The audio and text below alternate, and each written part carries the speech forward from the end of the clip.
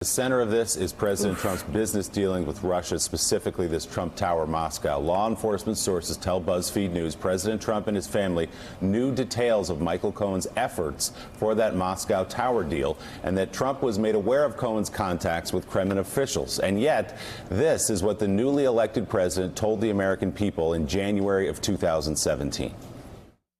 I have no deals in Russia. I have no deals that could happen in Russia because we've stayed away. I have nothing to do with Russia. To the best of my knowledge, no person that I deal with does. I have no investments in Russia, none whatsoever. I don't have property in Russia. A lot of people thought I owned office buildings in Moscow. I don't have property in Russia. And I am I'm in total compliance in every way. So at least the last of those two claims we saw were him as president of the United States, February and May of 2017. The first one was during the transition in January of 2017. Let's go back one further to the debate on October 9th, 2016, when he said in response to Hillary Clinton's claims and her curiosity about what his ties were with Russia, he said, "I know nothing about the inner workings of Russia. I don't deal there. I have no business there. I have no loans from Russia." That's candidate Trump in October of 2016. Well, and according to this BuzzFeed story, which is an amazing piece of reporting, and if I had to bet, I would bet that this piece of reporting will definitely be verified. Donald Trump was even considering taking a trip as a candidate after the Republican debate to Russia to oversee the completion of this project and to get this on the books and to go forward. So this was certainly a priority with then candidate Trump, who was running for president of the United States. So if he was considering upending his candidate travel schedule, this was a priority. And I think that looking forward, Donald Trump has chipped away at his strongest support with so many chips falling. You have Paul Manafort, you have Mike Flynn, you have his lawyer, Michael Cohen, and even Donald Trump's strongest supporters who want to stick with him. You start to look at how many people are in trouble, and politically, it's getting more tenuous for Donald Trump. So Jonathan Swan of Axios is with us. Want to know what you're hearing about this story. It's still unfolding, broke late last night.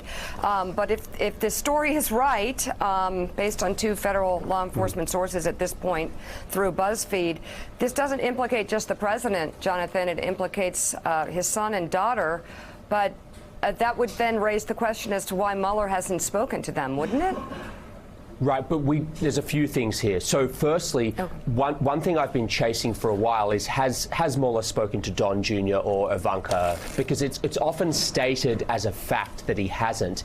And I don't know one way or another, and frankly, neither do defense attorneys that I talk to who are close to the matter. So I don't want to say definitively that he hasn't.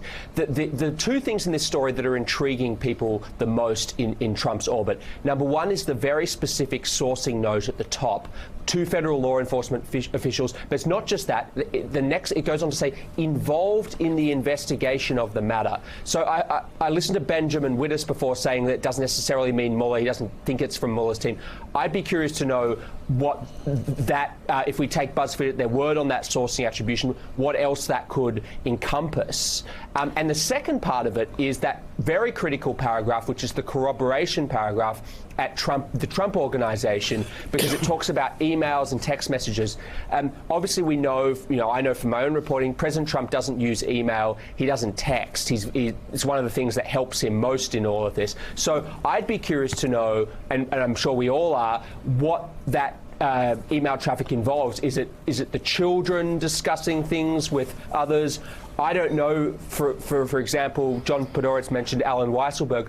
I know he's talking to the Southern District of New York, but I don't have any evidence that Weisselberg's actually spoken to Mueller.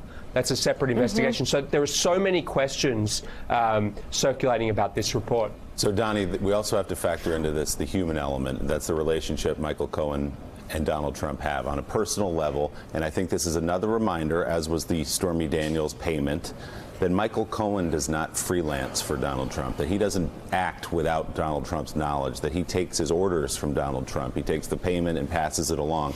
Michael Cohen's not out here making business deals on his own without the president telling him what to do, checking in the process, and now perhaps, according to BuzzFeed, telling him how to handle the fallout. For instance, a story, once again, just 2 days old, about the polling polling that he got involved in, and Michael said he was direct. Michael is going to show proof of that. Yeah.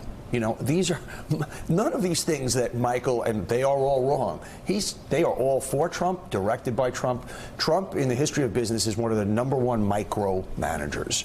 So, and Rudy Giuliani could say all he wants. Michael Cohen is a liar. Michael Cohen is this. There will be proof. And there will be proof for many, many, many of these things. This is not a freelance operation. Okay, Benjamin Wittes, we really appreciate your coming in this morning and collecting your thoughts. Before you go, give us a sense of what, as we follow this story, what are the questions we're looking at going into today? Right. So first of all, look for other news organizations to match the story. You know, one of the sure signs of when a story is going to pan out and when it's not is when multiple news organizations get it. When you have one hanging out here like that, it always causes you to raise the question, hey, how are we sure this is right? I have a lot of confidence in these two reporters, but I do want to see other news organizations validate their reporting before I, conclude for sure that this is true. Number two, I do think, a key question going forward is going to be the one you guys were just talking about, which is this Michael Cohen's word that this happened, or is this something that is Michael Cohen validating what is clear from a documentary record and a record of interviews with other witnesses? Thanks for checking out MSNBC on YouTube, and make sure you subscribe to stay up to date on the day's biggest stories. And you can click on any of the videos around us to watch more from Morning Joe and MSNBC. Thanks so much for watching.